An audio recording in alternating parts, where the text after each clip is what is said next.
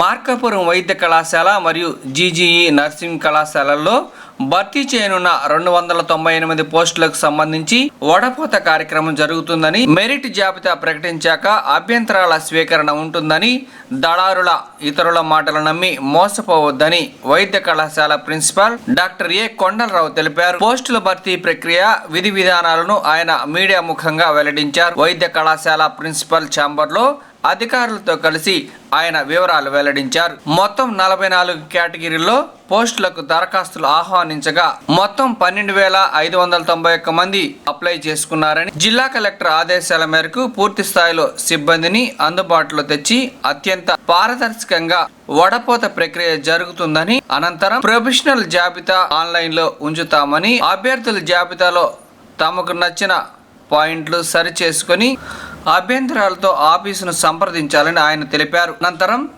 Merit జాబితా ప్రకారం మాత్రమే నియామక ప్రక్రియ ఉంటుందని అన్నారు. అయితే ఇటీవల కొందరు మధ్యవర్తులు, దళారులు మోసపు మాటలు చెప్పి నిరుద్యోగులను ప్రలోభాలకు గురి చేస్తున్నారన్న విషయం తమ దృష్టికి వచ్చిందని, ఇలాంటి మోసపు మాటలు నమ్మి మోసపోవద్దని, ప్రక్రియ ఆద్యంతం మెరిట్ ఆధారంగా మాత్రమే జరుగుతుందని వెల్లడించారు. ఈ విలేకరుల సమావేశంలో AD Vijayalakshmi, AO Prakashrao, superintendent Srinivasarao తదితరులు ఈ కార్యక్రమంలో పాల్గొన్నారు. నా పేరు డాక్టర్ ఏడు Kondalarao, additional DME principal, government medical college Ongole నుంచి మాట్లాడుతున్నాను. ఇప్పుడు నాతో పాటు ఏంటంటే ఎవరున్నారంటే ఇన్ఛార్జి ఏడి మరియు ఏఓ అయినటువంటి విజయలక్ష్మి మేడం గారు, అలాగే ఏఓ ప్రకాశ్రావు గారు, అలాగే సూపరింటెండెంట్ కె శ్రీనివాసరావు గారు మీ ముందున్నామండి. సో మీ అందరినీ మేము ఇవాళ మా ప్రిమిసెస్కి ఎందుకు ఇన్వైట్ చేశామంటే సబ్జెక్ట్ ఏంటంటే కంబైన్డ్ నోటిఫికేషన్ అనమాట. డిస్ట్రిక్ట్ డిఎస్సి అంటారు, district selection committee combined notification. Paramedical కానీ లేకపోతే అటెండర్ పోస్టులకు కానీ గవర్నమెంట్ మెడికల్ కాలేజ్లో ఒంగోలులో ఉన్నటువంటి ఖాళీలో నోటిఫై చేసిన పోస్టులకు కానీ, లేకపోతే బీఎస్సీ నర్సింగ్ కాలేజ్లో ఉన్నటువంటి పోస్టులకు కానీ, లేకపోతే గవర్నమెంట్ జనరల్ హాస్పిటల్ ఒంగోలులో ఉన్నటువంటి నోటిఫికేషన్ ఇచ్చిన పోస్టులకు కానీ, స్కూల్ ఆఫ్ నర్సింగ్లో ఉన్నటువంటి పోస్టులకు కానీ, లేకపోతే ముఖ్యంగా ఇంకా చెప్పదలుచుకుంది ఏంటంటే ఈసారి ఎడిషనల్గా మాకేంటంటే మార్కాపురంలో కూడా కొత్త మెడికల్ కాలేజీ రాబోతుంది. సో ఆ మెడికల్ కాలేజీ కోసం కూడాను పోస్టులు క్రియేట్ చేశారు. సో వాటికి సంబంధించినటువంటి రిక్రూట్మెంట్ కూడాను మాకు ఇవ్వటం జరిగింది. అంటే మార్కాపురంలో మెడికల్ కాలేజ్ ఉంటుంది, అలాగే మార్కాపురంలో గవర్నమెంట్ జనరల్ హాస్పిటల్ కూడా ఉంటుంది. సో ఇవన్నీ కలిపి మొత్తము ఎన్ని ఐటమ్స్ అంటే మీకు 6, మొత్తం 6 అంటే ఏంటంటే మొత్తం 6 అనమాట. అంటే government medical college Markapuram, government general hospital Markapuram, government medical college Ongole, government general hospital Ongole, అలాగే college of nursing, BSc college of nursing Ongole, అలాగే స్కూల్ ఆఫ్ నర్సింగ్ ఒంగోలు. అంటే మొత్తం 6 సెంటర్స్ అండి, 6 ఇన్స్టిట్యూట్స్కి గాను మొత్తం 298 పోస్టులకు నోటిఫికేషన్ ఇచ్చారు. 298 పోస్టులు. అందులో ముఖ్యంగా మేము యాక్చువల్గా ఈ నోటిఫికేషను మేము దాదాపు 30th 31st అట్లా కలెక్టర్ గారి పర్మిషన్తో మేము పేపర్ నోటిఫికేషన్ ఇచ్చాము. అది అప్లికేషన్స్ తీసుకునే తారీఖు 6వ తారీఖు దాకా అనుకున్నాము, గడువు 6వ తారీఖు అని ఇచ్చాము.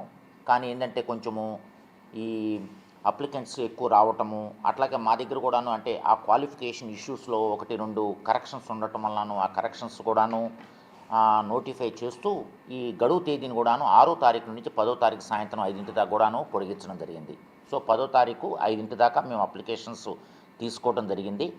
సో అప్లికేషన్స్ వచ్చిన తర్వాత ఆ అప్లికేషన్స్ అన్ని సార్ట్ అవుట్ చేయడం ఇవన్నీ చేశాము. చేస్తే ఎలా తేలిందంటే మొత్తం 44 కేటగిరీ పోస్టులు, 44 కేటగిరీస్. అంటే ఆ కేటగిరీ అంటే ఏంటి, ఎనస్థీషియా టెక్నీషియన్ అనేది ఒక కేటగిరీ, అటెండర్ పోస్ట్ అనేది ఒక కేటగిరీ, ఆడియో విజువల్ టెక్నీషియన్ అనేది ఒక కేటగిరీ. అలా కేటగిరీ చూసుకుంటూ వెళ్తుంటే మొత్తం 44 రకాల పోస్టులు ఇవి. 44 రకాలంటే ఈ 44 కేటగిరీస్లో నోటిఫికేషన్ ఇచ్చింది 298 పోస్టులకి, 298. అందులో గవర్నమెంట్ మెడికల్ కాలేజ్ మార్కాపురానికి 64 పోస్టులు అండి. అలాగే గవర్నమెంట్ జనరల్ హాస్పిటల్ మార్కాపురానికి 191 పోస్టులు. అంటే మార్కాపురం మెడికల్ కాలేజీ, మార్కాపురం హాస్పిటల్కి రెండుటికి కలిపి 255 పోస్టులు దాకా ఉన్నాయి దాదాపుగా. అంటే నోటిఫికేషన్ ఇచ్చినటువంటి మొత్తం 298 పోస్టులు గాను 255 పోస్టులు వాళ్ళవే. యాక్చువల్గా ఏంటంటే అక్కడ ఆ మెడికల్ కాలేజీ కొత్త మెడికల్ కాలేజ్ అవ్వటం, అక్కడ వాళ్ళకి స్టాఫ్ లేకపోవటం వల్ల అయితేనేమి, వాళ్ళకి ఇంకా ఏడీ కానీ అంటే కావాల్సినటువంటి స్టాఫ్ లేకపోవటం వల్ల కూడాను మాకు ఈ మెడికల్ కాలేజ్ అంటే నాకంటే నేను అంటే గవర్నమెంట్ మెడికల్ కాలేజీ ఒంగోలు ప్రిన్సిపాల్కి ఆ రిక్రూట్మెంట్ కూడా చేయమని చెప్పేసి కలెక్టర్ గారు మాకు ఆదేశించడం జరిగింది. సో మా ఈ క్యాంపస్లో ఉన్నటువంటి పోస్టులు 40-50 పోస్టులే కాకుండా మార్కాపురం సంబంధించిన వాటికి కూడా 250 పోస్టులు కూడా ఇది కంబైన్ నోటిఫికేషన్గా ఇవ్వడం జరిగింది. సో 10వ తారీఖు తర్వాత మేము అన్నీ అనలైజ్ చేసాము, ఏ కేటగిరీ ఎన్ని వచ్చినాయని చూసుకోవడానికి మాకు వారం పట్టిందండి. అనూహ్య స్పందన రావటం జరిగింది వీటికి. అనూహ్య స్పందన అంటే ఎట్లా అంటే ఉన్నది 298 పోస్టులు, వచ్చిన అప్లికేషన్స్ మొత్తం 12,591 అప్లికేషన్లు వచ్చినాయండి. 12,591. ఇలాంటి డిఎస్సి అంటే district selection committee combine notification ప్రతి జిల్లాకి ఇదే టైంలో ఇచ్చారు. వేరే వేరే జిల్లాల్లో వేరే వేరే వాటిల్లో ఏంటంటే ఒక 2,000 అప్లికేషన్స్ 3,000 అప్లికేషన్లు వస్తే అనూహ్యంగా మన జిల్లాకి ప్రకాశం జిల్లాకి దాదాపుగా 298 పోస్టులు గాను 12,591 పోస్టులు వచ్చినాయండి. సో దాన్ని బట్టి మీరు గమనించండి, అనూహ్య స్పందన అనమాట. సో ఇవన్నీ ఏ కేటగిరీ 44 కేటగిరీలు అని చెప్పాను కదా, ఈ ఎన్ని కేటగిరీలు, ఈచ్ కేటగిరీకి ఎన్ని పోస్టులు వచ్చి నేను అవి సార్ట్అవుట్ చేయడానికే దాదాపుగా 5-6 రోజుల పైన పట్టిందనమాట. సో మేమేంటంటే ఈ మధ్య కాలంలో ఒక వారం రోజుల నుంచి ఇంకా స్క్రూట్నీ కూడా మొదలెట్టాము. ఆ స్క్రూట్నీ అనేది డిఫరెంట్ లెవెల్స్లో ఉంటుంది. ఎలా ఉంటుందంటే క్లరికల్ లెవెల్లో స్క్రూట్నీ ఉంటుంది, తర్వాత సూపరింటెండెంట్ లెవెల్లో స్క్రూట్నీ ఉంటుంది, అలాగే ఏఓ లెవెల్లో స్క్రూట్నీ ఉంటుంది, ఏడీ లెవెల్లో స్క్రూట్నీ ఉంటుంది, అలాగే యాజ్ ఎ ప్రిన్సిపల్గా నేను కన్వీనర్ కదా నా లెవెల్లో కూడా స్క్రూట్నీ ఉంటుంది. సో ఈ స్క్రూట్నీ అనేది ఒక దశల వారీగా చేయాలి. ఫస్ట్ క్లరికల్ లెవెల్లో వాళ్ళు ఏ అప్లికేషను దానికి మార్క్స్ ఎలా వచ్చినాయి ఎన్ని చూసుకుంటూ అప్లికేషన్లో ఉన్నటువంటి సర్టిఫికేట్స్ కరెక్టా కాదా, డిగ్రీ సర్టిఫికేట్ కరెక్టా కాదా, వాళ్ళ కమ్యూనిటీ సర్టిఫికేట్ కరెక్టా కాదా, వాళ్ళ లోకల్ సర్టిఫికేట్ అంటే రెసిడెన్సీది లోకలా నాన్ లోకలా కరెక్టా కాదా, అలాగే వాళ్ళకి వచ్చినటువంటి మార్క్స్ కరెక్టా కాదా, వాళ్ళు పెట్టినటువంటి మార్క్స్తో పాటు డిగ్రీ సర్టిఫికేట్లు ఏమన్నా కరెక్టా కాదా, ఫేకా ఎన్ని చూసుకుంటూ జాగ్రత్తగా చూసుకోవాలి. మా టార్గెట్ నా మోటో ఏంటంటే ఒక తప్పు కూడా ఒక అమాయక అంటే ఎలిజిబిలిటీ ఉన్నటువంటి అమాయకుడు ఎవరు బలైపోవటానికి లేదు. అది నా టార్గెట్ అన్నమాట, గమనించండి. సో ప్రతిదీ చాలా జాగ్రత్తగా నిగూఢంగా ఇన్ని డెప్త్ అంతా స్క్రూట్నీ చేసుకుంటూ వెళ్ళాలండి. మేము స్టార్ట్ చేసాం ప్రాసెస్ ఒక 5-6 రోజులైంది. ఇప్పటి వరకు 3,000 అప్లికెంట్స్ని మేము కంప్యూటర్లోకి ఎక్కించడం జరిగింది. వాళ్ళ డేటా అంటే స్టేజ్ 1 అంటే లెవెల్ 1లో అంటే క్లరికల్ లెవెల్లో. ఇప్పుడు ఇంకా మేమేంటంటే ఏవో సూపరింటెండెంట్ లెవెల్లో ఏవో లెవెల్లో వాళ్ళు ఎంటర్ చేసినటువంటి డీటెయిల్స్ మేము ఒకటి కరెక్టా కాదా, మార్క్స్ కరెక్టా కాదా, లోకల్ సర్టిఫికేట్ కరెక్టా కాదా ఇవన్నీ చూసుకుంటూ వెళ్తాం. వాళ్ళకు ఉన్నటువంటి కమ్యూనిటీ సోషల్ స్టేటస్ కరెక్టా కాదా ఇవన్నీ చూసుకుంటూ చాలా జాగ్రత్తగా చేసుకోవాల్సి వస్తుంది. సో అలాగే ఇంకోటి ఏంటంటే వీళ్ళకి సెలక్షన్ ప్రాతిపదిక ఎలా ఉంటుందంటే జాగ్రత్తగా గమనించండి. సెలక్షన్ ప్రాతిపదిక ఇప్పుడు మాతో పాటు ఇక్కడ ఏఓ గారు ఉన్నారు. ఏఓ గారు కొంచెం డీటెయిల్డ్గా, ఎందుకంటే వాళ్ళకి అనుభవం ఉంది కాబట్టి అదివరకు కూడాను ఇలాంటి సెలక్షన్ కమిటీలో కూడా వాళ్ళు పనిచేయడం జరిగింది కాబట్టి మా ఏఓ గారు కూడా నేను రిక్వెస్ట్ చేస్తున్నాను. సెలక్షన్ అనేది ఏ విధంగా ఉంటుందో మా ఏఓ గారు చెప్తారు. దాని తర్వాత కూడా నేను సెలక్షన్ గురించి కూడా నేను మాట్లాడతాను. ఏఓ గారు వెయిటేజ్ మార్క్స్ 100 అని ఉంటుందండి.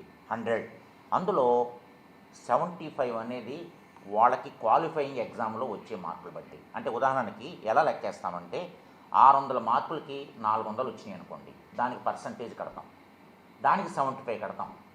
అది మెయిన్ క్రైటీరియా. 75 అనేది దాంట్లో వస్తుంది. దాని తర్వాత వాడు 10th క్లాస్ అనేది క్వాలిఫైయింగ్ ఎగ్జామ్ కదా, ఎస్ఎస్సి అనేది 5 ఏళ్ల క్రితం కంప్లీట్ చేశాడా, 4 ఏళ్ల క్రితం కంప్లీట్ చేశాడా, 10 ఏళ్ళు అయిందా, 15 ఏళ్ళు అయిందా అని చూస్తాం. Maximum 10 years. సో 10 ఇయర్స్ కంటే ముందు ఎప్పుడో 15 ఏళ్ల క్రితము 10th క్లాస్ కంప్లీట్ అయిందనుకోండి, మ్యాక్సిమం 10 మార్కులే వస్తాయి. 4 ఏళ్ల క్రితం 10th క్లాస్ కంప్లీట్ అయిందనుకోండి, 4 మార్కులే వస్తాయి. సంవత్సరం last year 10th class complete అయిన వాళ్ళు అప్లై చేశారని వాళ్ళకి 1 మార్కే వస్తాయి. సో అర్థమైందా? 75% వెయిటేజ్ ఏమో వాళ్ళకు వచ్చిన మార్క్స్లో 10% వెయిట్ ఏమో 10 మార్క్స్ వెయిటేజ్లోనేమో ఎన్నాళ్ళ క్రితము కావాల్సినటువంటి చదువు కంప్లీట్ చేశారన్నది.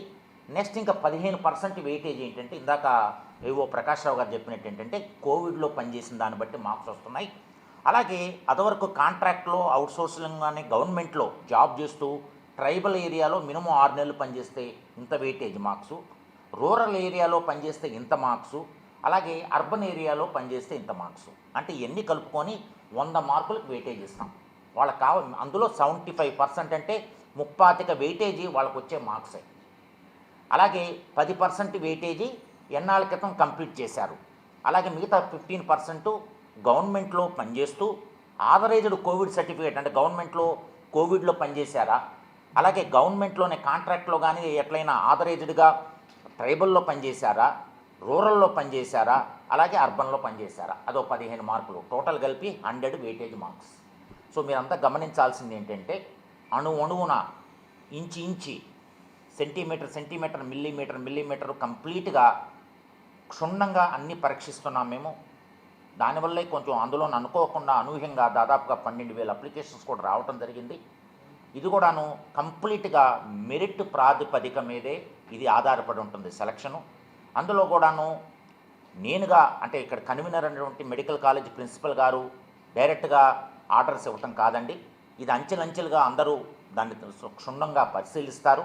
ఇప్పుడు నేను మా ఏఓస్తో, మా ఏడీస్తో అందరం, మా క్లర్క్స్, మా సూపరింటెండెంట్స్ కలిసి ఒక లిస్ట్ తయారు చేస్తామండి.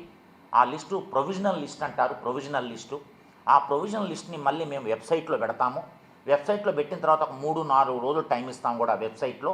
సో ఆ వెబ్సైట్లో చూసుకున్న తర్వాత ఎవరైతే గ్రీవియన్స్ అంటారు, అంటే ఏంటి, ఎవరికైనా మార్కులు పర్టికులర్ క్యాండిడేట్కి మార్కులు తక్కువ పడ్డాయో ఎక్కువ పడ్డాయో, లేకపోతే ఏదైనా ఎస్సీ సర్టిఫికేటో లేకపోతే బీసీ సర్టిఫికేట్ సరిగా పెట్టలేదన్న వాళ్ళు మేము ఎంక్రోచ్ చేయకపోయినా, లేకపోతే మేము దాన్ని దాంట్లో నమోదు చేయకపోయినా, లేకపోతే ఏదైనా వాళ్ళు కోవిడ్ మార్క్స్ ఏదైనా తేడా, ఏ విషయమైనా వాళ్ళకి ఏదైనా అన్యాయం జరిగినట్టు అనిపిస్తే ఎమ్మటే మాకు గ్రీవెన్స్ పెట్టుకోవచ్చు. ఆ ఉద్దేశం అన్యాయం జరగకూడదు, ట్రాన్స్పరెంట్గా ఉండాలి, ఎవరు బాధపడకూడదు, అమాయకులు అంటే ఎలిజిబిలిటీ ఉన్న క్యాండిడేట్స్కి అన్యాయం జరగకూడదన్న ఉద్దేశంతోనే పారదర్శకంగా ఒక ప్రొవిజనల్ లిస్టు తయారు చేసి దాన్ని మేము మళ్ళీ వెబ్సైట్లో పెడతాము. ఆ వెబ్సైట్లో ప్రతి ఒక్క మెంబరు అప్లై చేసినటువంటి 12,591 మంది దయచేసి ఆ వెబ్సైట్లోకి మేము ప్రొవిజనల్ లిస్ట్ పెట్టిన తర్వాత ఆ వెబ్సైట్లో వాళ్ళ ప్రొవిజనల్ లిస్టు చూసుకొని వాళ్ళ పేరు దగ్గర వాళ్ళ డేటా అంతా కరెక్ట్గా ఎంటర్ అయిందా లేదా చూసుకోండి. ఏ కొంచెం తేడా ఉన్నా కానీ మా దగ్గరికి రావచ్చు. సో మీరు మా దగ్గరికి వచ్చేటప్పుడు మీకు జరిగింది ఏదైనా తప్పు జరిగిందో, అన్యాయం జరిగిందో, సరిగా ఎంట్రీ లేదనుకోండి, దానికి సాక్ష్యంతో సహా మా దగ్గరికి రండి. సో మేము అది ఒకసారి మళ్ళీ వెరిఫై చేసి అది నిజంగా మీరు చెప్పేటువంటి గ్రీవియన్స్ కరెక్టే అనుకోండి, మేము దాన్ని మార్చుకుంటాం, మా ఎంట్రీలు మారుస్తాం. సో దయచేసి గమనించండి, బయట రకరకాలుగా పుకార్లు వస్తున్నాయి, రకరకాలుగా ఫేక్ న్యూస్ హల్చల్ చేస్తున్నాయి.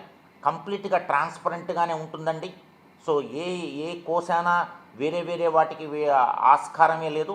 సో దయచేసి అభ్యర్థులందరూ ఫేక్ న్యూస్కి లేకపోతే ఏదన్నా రకరకాలుగా ఏదన్నా వేరే రూట్స్లో కానీ స్ట్రీమ్స్లో కానీ ఆలోచించి అసలు ఆలోచనే పెట్టుకోవద్దండి. దయచేసి మీకు గనక మెరిట్ ఉండి 75% మెరిట్, అంటే మీకు వచ్చిన మార్క్స్ మీద, అలాగే 10% మీరు ఈ 10 ఏళ్లలో మీరు ఎన్నాళ్ళ క్రితం మీరు కంప్లీట్ చేశారు డిగ్రీ అనే దాని మీద, అలాగే మిగతా 15% మీరు ఆల్రెడీ గవర్నమెంట్లో పనిచేస్తూ కాంట్రాక్ట్లో పనిచేస్తున్నారనుకోండి.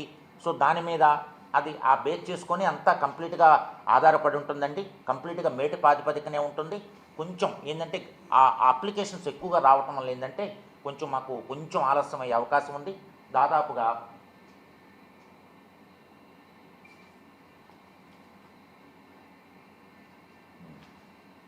సో అలాగే ఇప్పుడే మనకు మిత్రులు కూడా చెబుతున్నారు, బయట కూడాను కొన్ని న్యూస్ హల్చల్ చేస్తున్నాయంట. ఎవరో బ్రోకర్స్ కానీ దళారులు, సో మేము ఇప్పిస్తాము, మేము మీకు ఈ పోస్టింగ్ ఇప్పిస్తాము, మాకు డబ్బులు ఇవ్వండి, ఇంత డబ్బులు ఇవ్వండి, మేము చూసుకుంటాము, మీ మేడితో సంబంధం లేదు, అదేం లేదని చెప్పి పుకార్లు బాగా నడుస్తున్నాయి.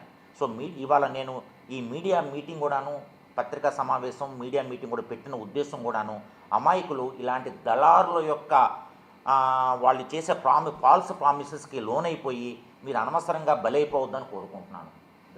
ముఖ్యంగా గమనించండి, ట్రాన్స్పరెంట్గా ఉంటుంది, మెరిట్ ప్రాతిపదికగా ఉంటుంది, వాళ్ళ సర్వీస్ ప్రకారం ఉంటుంది, వాళ్ళకి వచ్చినట్టు మార్క్స్ ప్రకారంగా ఉంటుంది, డిగ్రీ ఎన్నాళ్ళ క్రితమో కంప్లీట్ చేశారో దాని మీద ఆధారపడి ఉంటుందే. కానీ దయచేసి దళారులు మిమ్మల్ని ఎన్కాష్ చేసుకుంటున్నారు, అమాయకుల్ని ప్రలోభ పెడుతున్నారు, వాళ్ళ దగ్గర డబ్బులు తీసుకొని మేము ఉద్యోగాలు ఇప్పిస్తాం అంటున్నారు అనే విషయాలు మా చెవికి కూడా వచ్చినట్టు రావటం వలన ట్రాన్స్పరెంట్గా ఉండాలి. మా ఐడియా ఏంటో మీ అందరికీ చెప్పాలన్న ఉద్దేశంతోనే మీ అందరినీ ఇక్కడికి పిలవటం జరిగింది. సో నా మిత్రులందరికీ అప్లై చేసిన మిత్రులందరికీ నేను చెప్పేది ఏంటంటే, జాగ్రత్తగా వెబ్సైట్లో చూసుకుంటూ ఉండండి, 2-3 రోజులకోసారి అది చూసుకుంటూ ఉండండి. సో మేము ప్రొవిజన్ లిస్ట్ పెట్టిన తర్వాత మీకు ఏమైనా అభ్యర్థనలు ఉంటే మా దగ్గరకు వచ్చి చెప్పుకోండి. అంతేగాని ఎక్కడ ఏ ఇబ్బంది ఉన్నా కానీ ఎవరైనా ప్రలోభ పెట్టినా కానీ మీరు ప్రలోభాలకి లోనవద్దు. మీకు ఏదన్నా ఆ డిగ్రీ విషయంలో ఈ డిగ్రీ విషయంలో ఇది కాదే క్వాలిఫైయింగ్ అది సాధ్యమైనంత వరకు మేము క్షుణ్ణంగా అన్ని జీవోలు చూసే దాన్ని పొందుపరచడం జరిగింది. సో పలానా పోస్ట్కి ఏదైనా ఇది క్వాలిఫైయింగ్ కాదు అలాంటిది ఏదైనా చిన్న మీకు ఏదైనా రిమార్క్స్ కానీ లేదా చిన్న గ్రీవియన్స్లు ఉన్నా కూడాను మీకు ఒక లెటర్ రూపంలో మాకు సబ్మిట్ చేస్తే మేము కలెక్టర్ గారి దగ్గర కూడా దాన్ని పంపిస్తాం. ఒకటి రెండు పాయింట్లు స్ట్రెస్ చేయటం మర్చిపోయాను. సో ఇందాక నేను చెప్పినటువంటి దానికి కంటిన్యూషన్ అనమాట. ఇందాక మీకు చెప్పడం జరిగింది కదా, 44 కేటగిరీల్లో 298 పోస్టులకు గాను 12,591 మంది అప్లై చేశారని చెప్పడం జరిగింది. అందులో ఒక కేటగిరీ ఏంటంటే జనరల్ డ్యూటీ అటెండెంట్, అంటే జీడీఏ అంటారు, అటెండెంట్ పోస్ట్ అనుకోండి. అటెండెంట్ పోస్టులు ఎన్ని ఉన్నాయంటే 61 పోస్టులు అండి. దానికోసమని అత్యధికంగా 3,498 మంది అప్లై చేశారు. 61 పోస్టులకు గాను అటెండెంట్లో ఉన్నటువంటి 61 పోస్టులకు గాను 3,490 మంది అప్లై చేశారు.